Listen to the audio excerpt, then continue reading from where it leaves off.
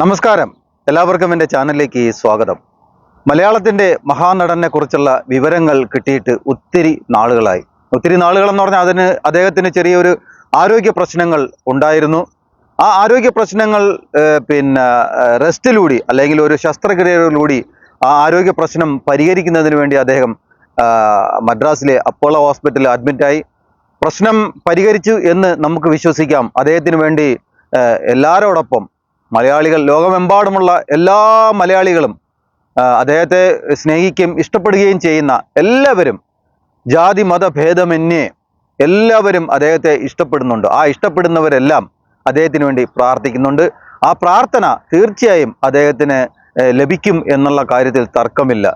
എന്തെന്നാൽ അദ്ദേഹം ചെയ്യാത്ത കാരുണ്യ പ്രവർത്തനം നാം അറിയുന്നതിനും എത്രയോ അപ്പുറമാണ് അദ്ദേഹത്തിൻ്റെ കാരുണ്യ പ്രവർത്തനങ്ങൾ നടക്കുന്നത്.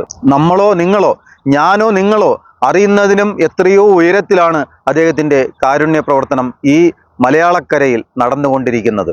ആർക്ക് എന്ത് അത്യാവശ്യപ്പെട്ട് ഒരു സന്ദേശം ഈ അടുത്ത സമയത്താണ് ഒരു കുഞ്ഞിൻ്റെ ഒരു പ്രേക്ഷകൻ അദ്ദേഹത്തിന് ഒരു മെസ്സേജ് അയക്കുന്നു. ആ മെസ്സേജ് കണ്ട് ആ കുട്ടിയെ അദ്ദേഹം ശസ്ത്രക്രിയയ്ക്ക് വിധേയനാക്കുകയാണ് ചെയ്യുന്നത്. അപ്പോൾ അദ്ദേഹം ചെയ്യാത്ത പ്രവൃത്തികളില്ല. സിനിമ അഭിനയം മാത്രമല്ല, ജീവകാരുണ്യ പ്രവർത്തനം മലയാളികൾക്ക് എല്ലാവർക്കും അറിയുന്ന ഒരു സംഭവം തന്നെയാണ് അദ്ദേഹത്തിൻ്റെ ജീവകാരുണ്യ പ്രവർത്തനങ്ങൾ. അദ്ദേഹത്തെയാണ് പലരും പല വഴിയിലും പല രീതിയിലും കുറ്റപ്പെടുത്തുകയും ശാസിക്കുകയും ചെയ്തുകൊണ്ട് നടക്കുന്നത്. അതിൻ്റെ ആവശ്യമേ ഇല്ല, അതിൻ്റെ ഒരു ആവശ്യമേ ഇല്ല. അദ്ദേഹത്തിൻ്റെ ആരോഗ്യം വീണ്ടെടുക്കട്ടെ. അദ്ദേഹം വീണ്ടും നമ്മുടെ മുന്നിൽ വെള്ളിത്തിരയിൽ വളരെ ഊർജ്ജസ്വലനായി തിരിച്ചു വരട്ടെ എന്ന് ദൈവത്തിനോട് നിങ്ങളോടൊപ്പം ഞാനും പ്രാർത്ഥിക്കുകയാണ്. എന്തെന്നാൽ ഞാനിപ്പോൾ ഈ പറയുന്നതിൻ്റെ കാരണം മറ്റൊന്നുമല്ല. 100 കുട്ടികൾക്ക് റോബോട്ടിക് ശസ്ത്രക്രിയ നടത്താൻ മമ്മൂട്ടി അസോസിയേഷൻ തീരുമാനിച്ചിരിക്കുന്നു. വാത്സല്യം വീണ്ടും തുടരുകയാണ്. 100 കുട്ടികൾക്ക് റോബോട്ടിക് ശസ്ത്രക്രിയ നടത്താൻ തീരുമാനിച്ചിരിക്കുന്ന വിവരം എല്ലാ സോഷ്യൽ മീഡിയയിലും വന്നു കഴിഞ്ഞു. ആ ഒരു വിവരം എൻ്റെ പ്രേക്ഷകരോട് പറയുവാൻ വേണ്ടിയാണ് ഈ വീഡിയോ. ഒപ്പം ഈ അടുത്ത സമയത്ത് ഇറങ്ങിയ മോഹൻലാലിൻ്റെ സിനിമ തുടരും, അതിനെക്കുറിച്ച് ചില കാര്യങ്ങൾ പറയുവാനുണ്ട്. അതിന് മുന്നോടിയായി മറ്റൊരു കാര്യം പറയട്ടെ. നിങ്ങൾ ആദ്യമായാണ് എൻ്റെ ചാനൽ കാണുന്നതെങ്കിൽ തീർച്ചയായും നിങ്ങൾ സബ്സ്ക്രൈബ് ചെയ്യണം, ബെല്ലൈക്കൺ അമർത്തണം, നിങ്ങളുടെ വിലയേറിയ കമൻറ്റുകൾ രേഖപ്പെടുത്തണം. സിനിമ ഇന്നലെയാണ് ഞാൻ കണ്ടത്. തുടരും. വലിയ ഇതുപോലെ കഥ ഒരുപാട് പറഞ്ഞു കഴിഞ്ഞു. ഇത്തരം കഥകൾ ഒരു കാര്യം ചോദിക്കാനുള്ളത്, പെൺകുട്ടികൾ ഇതിലെ കഥാപാത്രം, വില്ലനായ കഥാപാത്രം ഞാനാണ് നായകനും വില്ലനും എന്ന് തരുൺ മൂർത്തി പറയുന്നു. അദ്ദേഹത്തിൻ്റെയാണ് സിനിമയാണെന്ന് തോന്നുന്നു. കൊള്ളാം. മലയാളത്തിൽ മറ്റൊരു സൂപ്പർ വില്ലനെ സമ്മാനിച്ചിരിക്കുന്നു. അടിപൊളി. പോലീസ് വേഷത്തിന് ഇതുപോലെ പല മുഖങ്ങളും നമ്മുടെ ജീവിതത്തിൽ ചിലപ്പോൾ കടന്നു പോയിട്ടുണ്ടാവും. തീർച്ചയായും. എന്തെന്നാൽ ഈ ലോകമെമ്പാടും പെൺമക്കൾ ഉള്ള പിതാക്കന്മാർ അല്ലെങ്കിൽ പിതാവ് വില്ലനാണോ? അത് എങ്ങനെയാണ് വില്ലനാവണമെന്ന് എനിക്ക് മനസ്സിലാവുന്നില്ല. ഈ ഒരു കുട്ടി ഒരു അമ്മയുടെ വയറ്റിൽ ജന്മം കൊള്ളുമ്പോൾ അത് ആണാണോ പെണ്ണാണോ എന്ന് തിരിച്ചറിയാൻ വയ്യാത്ത വിധം ആ മാതാവിൻ്റെ ഉദരത്തിൽ വളരാൻ തുടങ്ങുമ്പോൾ അതിനെ താലോലിച്ച് അതിനെ ഈ ഭൂമിയിൽ അത് വന്നതിന് ശേഷം അതിന് എന്തൊക്കെയോ ആ സമയത്ത് ഒരു പുരുഷനെ സംബന്ധിച്ചിടത്തോളം ഒരു കുഞ്ഞ് തൻ്റെ ഭാര്യയുടെ ഉദരത്തിൽ ജനിക്കുന്നു എന്ന് പറയുമ്പോൾ തന്നെ, തൻ്റെ ഭാര്യ പറയുമ്പോൾ തന്നെ അവിടം മുതൽ തുടങ്ങുന്ന എന്തെന്നില്ലാത്ത ഒരു സന്തോഷം. പിന്നെ ലേബർ റൂമിൽ തൻ്റെ ഭാര്യയ്ക്ക് ആ സമയത്ത് എന്ത് ചോദിച്ചാലും ശരി, ഒരു ഭർത്താവ്, ഒരു സ്നേഹമുള്ള ഭർത്താവ് എന്ന നിലയിൽ ആ മനുഷ്യൻ എന്തും സാധിച്ചു കൊടുക്കും എന്ന് കരുതി നടക്കാൻ പാടില്ലാത്ത കാര്യങ്ങളൊന്നും ചോദിക്കരുത്. അത് ചോദിക്കൂല. ആ സമയത്ത് ഈ ഗർഭിണിയായ സ്ത്രീകൾക്ക് കുറച്ച് പിടിവാശിയും കുറച്ച് കാര്യങ്ങളും സ്നേഹക്കൂടുതലും ഒക്കെ ഉണ്ടാവും. അതെല്ലാം തരണം ചെയ്ത് അവരെന്തു പറഞ്ഞാലും സാധിച്ചു കൊടുക്കുന്ന സ്നേഹമുള്ള ഭർത്താക്കന്മാരാണ് ഭൂമിയിൽ 99%. കുറച്ച് ചില ആൾക്കാർ ഉണ്ടാകും, ഇല്ലാന്ന് ഞാൻ പറയുന്നില്ല. പക്ഷേ ഇവിടെ സിനിമയിൽ കാണിക്കുന്നത് ക്രൂരനായ ഒരു പിതാവ്. അത്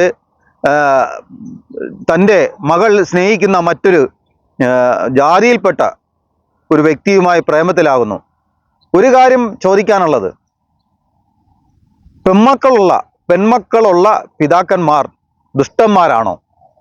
അവരെ വളർത്തി വലുതാക്കി അവർക്ക് വേണ്ടതെല്ലാം കൊടുത്ത് അവർ സ്വന്തം ജീവൻ പോലും മറന്ന്, സ്വന്തം ആരോഗ്യവും മറന്ന്, സ്വന്തം ജീവിതവും മറന്ന്, സ്വന്തം കാര്യങ്ങളും മറന്ന്, സർവ്വതും മറന്ന് ആ കുട്ടികളെ വളർത്തി വലുതാക്കി കൊണ്ടുവരുമ്പോൾ അത്രയും കാലം, അതായത് സ്വന്തം ഭാര്യയുടെ ഉദരത്തിൽ തൻ്റെ രക്തത്തിൽ പിറക്കുന്ന കുഞ്ഞ് ആണാണോ പെണ്ണാണോ എന്ന് അറിയുന്നതിന് മുന്നേ തൊട്ടേ താൻ കാണുന്ന സ്വപ്നങ്ങൾ, അവരെ വളർത്തി ഏത് രീതിയിൽ കൊണ്ടുവരണം എന്ന് തീരുമാനിക്കുന്ന പിതാക്കന്മാർ, അവർ ഈ വില്ലനാവുന്നത് എങ്ങനെയാണ്?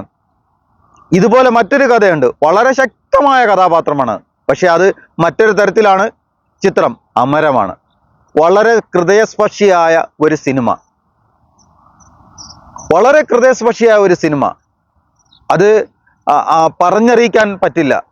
സ്വന്തം മകൾ തൻ്റെ മുന്നിലോ അല്ലെങ്കിൽ വീട്ടിൽ നിന്നോ ഇറങ്ങിപ്പോകുമ്പോൾ അത്രയും കാലം വളർത്തി വലുതാക്കി ആർക്കും ആരെ കൊണ്ട് ഒന്നും പറയിക്കാതെയും അവൾക്ക് വേണ്ടപ്പെട്ടതെല്ലാം ചെയ്തു കൊടുക്കുകയും തൻ്റെ വയറ് വലിച്ചിറുക്കി കെട്ടി സർവ്വതും വേണ്ടാന്ന് വെച്ച് ഈ മക്കൾക്ക് വേണ്ടി അവരെ വളർത്തി വലുതാക്കി കൊണ്ടുവന്ന് ഒരു സുപ്രഭാതത്തിൽ, ഞാൻ ഇഷ്ടപ്പെടുന്ന ആൾക്കാർ ചില സാഹചര്യത്തിൽ പറയാനുണ്ട്, പ്രായപൂർത്തിയായ, നമ്മുടെ രാജ്യത്ത് നിയമം പോലും അങ്ങനെയാണല്ലോ, പ്രായപൂർത്തിയായവരാണ്, അവർക്ക് ഇഷ്ടപ്പെട്ടവരോട് ഇറങ്ങിപ്പോകാം, ഇഷ്ടപ്പെട്ടവരോടെ പോയി ജീവിക്കാം. പക്ഷേ ആ മാതാപിതാക്കൾ പിന്നീട് അനുഭവിക്കുന്ന മാനസിക വിഷമം, സമൂഹത്തിന്റെ മാനസിക സംഘർഷം, അവരുണ്ടാക്കുന്ന ബുദ്ധിമുട്ടുകൾ, പിന്നെ ജാതിയോ മതമോ ഇത് പറഞ്ഞ് സ്വന്തക്കാരാവട്ടെ ബന്ധക്കാരാവട്ടെ ഒറ്റപ്പെടുത്തലുകൾ, കുറ്റപ്പെടുത്തലുകൾ, കാണുന്നവരുടെ മുമ്പിൽ വെറുക്കപ്പെടൽ, ഇതെല്ലാം അനുഭവിക്കുന്നത് മാതാപിതാക്കളാണ്. അവരാവട്ടെ കിട്ടിയ പുരുഷനെയും അല്ലെങ്കിൽ കിട്ടിയ സ്ത്രീയെയും കൊണ്ട്, പെൺകുട്ടിയെയും കൊണ്ട് ഉല്ലാസരായി ജീവിക്കും. അവർക്കും ചില സ്ഥലങ്ങളിൽ ചെന്ന് കയറാൻ പറ്റില്ല. അവർക്കും കുറേ കാലത്തേക്ക് മറ്റുള്ളവരുടെ മുമ്പിൽ തല നിവർന്ന് നിൽക്കാൻ പറ്റില്ല. കാരണം ഒളിച്ചോടിയതാണ്, ഇഷ്ടപ്പെട്ട് വിളിച്ചു വന്ന് ഇറങ്ങി വന്നതാണ്. പിന്നെ സംഭവിക്കുന്ന കാര്യങ്ങളൊക്കെ വളരെ യാന്ത്രികമാണ്. പിന്നെ ഏതൊക്കെയോ സംഭവിക്കുന്നു. ചില ആൾക്കാർക്കൊരു തോന്നലുണ്ട്, ഒളിച്ചോടി കുറച്ച് നാൾ കഴിഞ്ഞ് തിരിച്ചു വരുമ്പോൾ, ഒരു കുട്ടിയൊക്കെ ആയി തിരിച്ചു വരുമ്പോൾ അച്ഛനും അമ്മയും ഈ ഇതൊക്കെ അങ്ങ് മറക്കും, അല്ലെങ്കിൽ കുഞ്ഞിനെ കാണുമ്പോൾ അവരുടെ ഹൃദയം അലിഞ്ഞു പോവും. പക്ഷെ എൻ്റെ മുന്നിൽ ഞാനൊരു പിതാവിനെ കണ്ടിട്ടുണ്ട്. ഒരു കുടുംബത്തിൻ്റെ മൂത്ത പെൺകുട്ടി സ്വന്തം സമുദായത്തിൽപ്പെട്ട വ്യക്തിയെ തന്നെയാണ് സ്നേഹിക്കുകയും ഇറങ്ങിപ്പോവുകയും ചെയ്യുന്നത്. അവര് അത്രത്തോളം അന്തസ്സായിട്ട് വളർത്തി വലുതാക്കിയ മക്കളാണ് അവർ. അതിൽ ഈ മൂത്ത പെൺകുട്ടി അങ്ങനെ ഒരു സംഭവം നടത്തുന്നു. നമ്മുടെയും ജീവിതത്തിൽ അങ്ങനെ ഉണ്ടാവും. പക്ഷേ ആ മനുഷ്യൻ മരിച്ച് ആ വീട്ടിൽ നിന്നും എടുക്കുന്നത് വരെ ഈ മകളുമായി യാതൊരു ബന്ധവും അവർ പെടുത്തിയിട്ടില്ല. ഒരു ബന്ധവും, ഒരു വാക്കുകൊണ്ട് പോലും ആ പെൺകുട്ടിയുമായി ആ പിതാവ് സംസാരിച്ചിട്ടേ ഇല്ല. ഒരു നോട്ടം കൊണ്ട് പോലും. ചിലപ്പോൾ ഉള്ളിലുള്ള സ്നേഹം ഉണ്ടായിരിക്കും, പക്ഷേ അവരുണ്ടാക്കിയ മാനക്കേടും നാണക്കേടും, സമൂഹത്തിൽ ഒറ്റപ്പെടൽ, ഈ ഒളിച്ചോടുന്നവർക്ക് അതിനെക്കുറിച്ച് യാതൊരു ഇതുമില്ല. അവർക്ക് പോയാൽ മതി, കിട്ടിയവനെ ആരെങ്കിലും ഇഷ്ടപ്പെട്ട്, ഞാൻ ഇഷ്ടപ്പെട്ടവരോട് ജീവിക്കുക. അവർ ചോദിക്കുന്ന ഒരു ചോദ്യമുണ്ട്, നിങ്ങൾ ആലോചിച്ചുറപ്പിക്കുന്ന വിവാഹം ഈ രീതിയിൽ എന്തെങ്കിലും ആയാൽ എന്ത് ചെയ്യും എന്നാണ്. ഈ ഒളിച്ചോടുന്നവനുമായി ഇഷ്ടപ്പെട്ടവന്റെ കൂടെ ഇറങ്ങിപ്പോകുമ്പോൾ ആ ബന്ധം ഈ പറയുന്നത് പോലെ ആയാൽ എന്തായിരിക്കും? പിന്നെ ഇവർ ഏത് രീതിയിൽ ജീവിക്കും? ഒരു വിദ്യാഭ്യാസം, ഇന്ന് നമ്മുടെ സമൂഹത്തിൽ നടക്കുന്ന, സ്വന്തം സമുദായം വിട്ട് എല്ലാവരും എല്ലാം പറയും, സമുദായക്കാരെ സ്നേഹിക്കണം, അല്ലെങ്കിൽ ജാതി പറയുന്നു, ജാതി അങ്ങനെ, ജാതിയും മതവും വേണ്ടാന്ന് പറയുന്നില്ല, എല്ലാവരെയും സ്നേഹിക്കണം. നമ്മൾ എല്ലാവരും വേണം പറയുന്നുണ്ട്. ഞാൻ നേരത്തെ പറഞ്ഞു, സ്വന്തം കുടുംബത്തിൽ സംഭവിക്കുമ്പോൾ മാത്രമാണ് ആ കുടുംബത്തിലുള്ളവരുടെ വേദനയും വിഷമവും അവർക്ക് അനുഭവിക്കാൻ കഴിയുന്നത്. സ്വന്തം കണ്ണിൽ വിരൽ കൊള്ളുമ്പോൾ മാത്രമാണ് വേദന അനുഭവിക്കുന്നത്. അടുത്തവൻ്റെ കണ്ണിൽ കൊള്ളുമ്പോൾ ആ വേദന അവൻ പറയുന്നത് കേൾക്കാൻ മാത്രമേ നമുക്ക് സാധ്യമാകൂ. അനുഭവിക്കാൻ സാധ്യമല്ല. അപ്പോൾ ഈ ചിത്രത്തെക്കുറിച്ച് പറഞ്ഞു വരുമ്പോൾ 200 കോടി ഓടി എന്നൊക്കെയാണ് പറയുന്നത്. 200 കോടി ഓടേണ്ട അത്ര ഭയങ്കര സിനിമയാണോ തുടരും എന്ന ചിത്രം? മോഹൻലാലിൻ്റെ ഒരുപാട് നാളുകൾക്ക് ശേഷം വളരെ നല്ല ഒരു ചിത്രം കണ്ടു.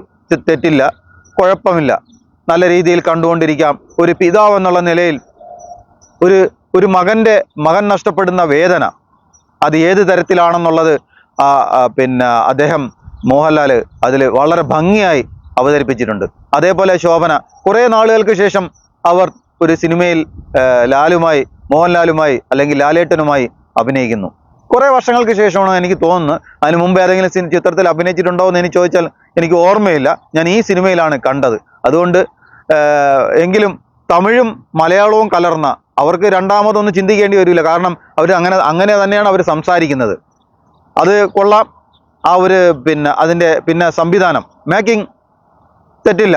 പക്ഷേ ചില ഭാഗങ്ങൾ അത് നമുക്ക് എഴുതി ചേർത്ത്, സിനിമയ്ക്ക് വേണ്ടി എഴുതി ചേർത്ത് എന്നതുപോലെ ഇരിക്കുന്നു.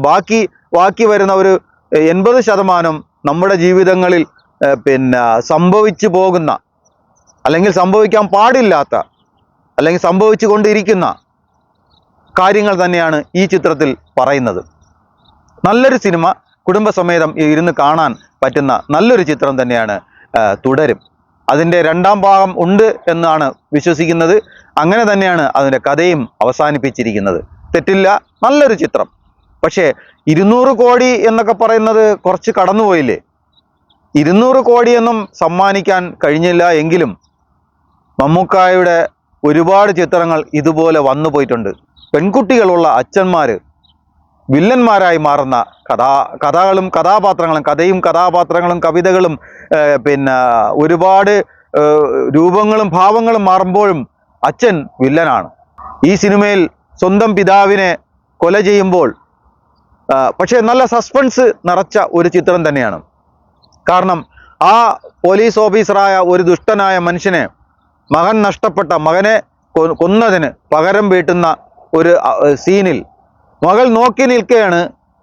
സ്വന്തം മകൾ നോക്കി നിൽക്കുകയാണ് അച്ഛനെ കൊല്ലുന്നത് കണ്ടുകൊണ്ടിരിക്കുന്നത്. പക്ഷേ നമ്മൾ അതിശയപ്പെട്ട് നോക്കി ഇരുന്നു പോകും, എന്തുകൊണ്ടാണ് ഈ മകൾ പ്രതികരിക്കാത്തതെന്ന്.